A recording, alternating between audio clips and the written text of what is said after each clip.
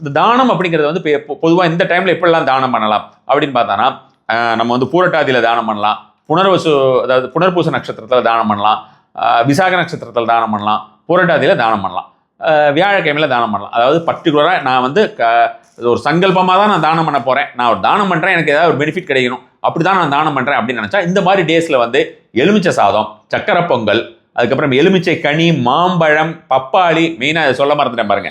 நம்ம இந்த இது இருக்கு இல்லையா, நம்மளோட இந்த ஹோமம் இருக்கு இல்லையா, இந்த ஹோமம் டைமில் வந்து பார்த்தீங்கன்னா நேரில் வரக்கூடிய அன்பர்கள் சுவாமிக்கு வைக்கணும்னா நீங்கள் ஏதாவது மாம்பழமோ பப்பாளி பழமோ எடுத்துகிட்டு வரலாம், வாழைப்பழம் எடுத்துகிட்டு வரலாம். ஆனால் வாழைப்பழம் நாங்களே நிறைய வச்சுருக்கோம், நீங்களும் ஏகப்பட்ட வாழைப்பழத்தை வாங்கி வந்து குடிச்சிட்டிங்கன்னா அங்கே யானை இல்லை சாப்பிட. ஸோ அதனால் மாம்பழம், பப்பாளி பழம் அது மாதிரியான ஒரு விஷயமாக எடுத்துகிட்டு வந்தோம்னா இதுவுமே உங்களுக்கு வந்து குரு பிரீதி ரொம்ப ரொம்ப ஒரு நல்ல ஒரு விஷயம். இந்த குரு பயிற்சியில் யாராவது உங்களுக்கு விருப்பம் இருந்தால் அதை கொண்டு வரலாம்.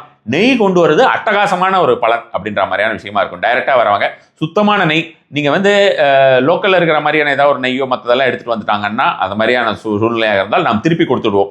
இதை தான் நம்ம 17 வருஷமாக பண்ணிக்கிட்டு இருக்கோம். அவங்ககிட்டயே நம்ம கையில் கொடுத்துட்டு நீங்கள் இப்போ இதை வந்து நம்ம அக்செப்ட் பண்ண மாட்டோம்னு சொல்லிடுவோம். நான் காரணம் என்னன்னா, நம்ம ஹோமத்துக்கு இது அந்த டைம்ல இருந்தே நம்ம ஸ்டவ்வை எடுத்துகிட்டு போயிட்டு அதை சூடு பண்ணி வைப்போம். இந்த நெருப்பில் சூடை இதை காமிச்சு ஆட்டிட்டு உள்ளே கொட்டுவாங்களே, அந்த வேலையெல்லாம் நம்மகிட்ட என்றைக்குமே நடந்தது கிடையாது.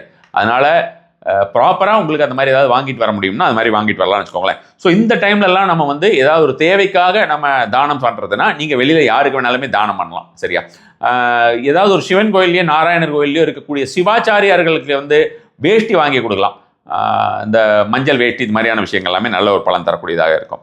அடுத்ததான் வந்து பார்த்தோம்னா நாம் என்ன செஞ்சுக்கலாம் அப்படின்னு பார்த்தீங்கன்னா, இது இருக்கு இல்லையா, கல்யாணம் ஆகலை, குழந்தை பிறக்கலை, இப்படிலாம் கேட்பாங்க நிறைய பேர்.